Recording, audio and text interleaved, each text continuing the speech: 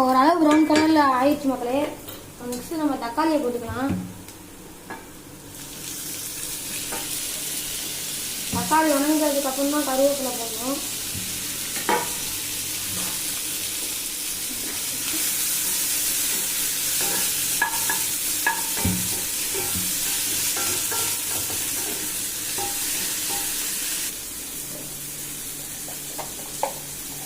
இது வந்து கருவாடுன்றதுனால தக்காளி வதங்கும் போது கொஞ்சமாக உப்பு போட்டுக்கலாங்க. ஏன்னா கருவாட்டில் உப்பு அதிகமாக இருக்கும்.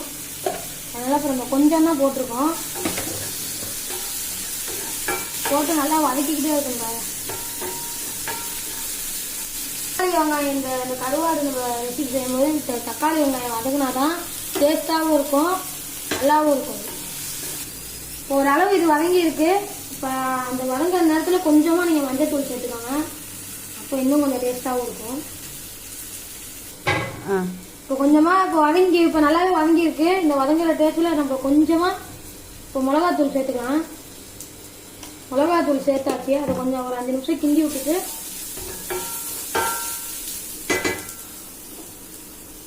கால் மணி நேரம் ஊற வச்ச கருவாடு இப்போ நம்ம கொஞ்சம் ஊற வச்சு கழுவுன கருவாடு சேர்த்துக்கலாம் கைஸ்.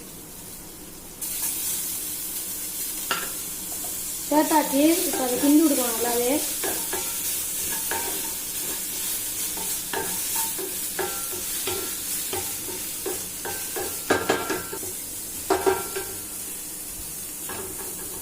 இந்த வதங்கி வந்த இந்த ஸ்டேஜில் நம்ம கொஞ்சம் 1/2 டம்ளர் தண்ணி சேர்த்துக்கலாம்.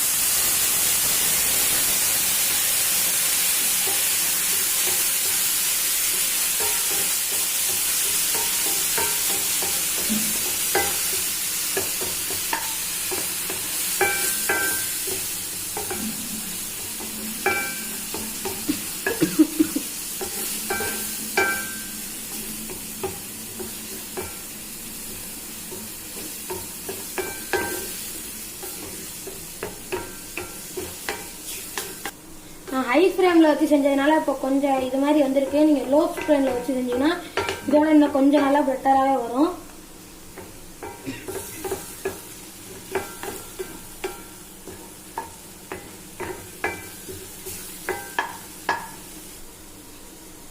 நான் கருவேப்பிலையை சேர்க்க மறந்துட்டேன். நீங்கள் லாஸ்ட்டில் கூட சேர்த்துக்கலாம். அதுவும் கொஞ்சம் நல்லா டேஸ்ட்டாக தான் இருக்கும். வதக்கி போட்டுட்டு நம்ம அப்படியே கொஞ்சம் வதக்கிடலாம். அவ்வளோதான் ஃப்ரெண்ட்ஸ், நம்மளுக்கு இப்போ சூடான சுவையான கருவாடு தொக்கு ரெடி. வணக்கம்.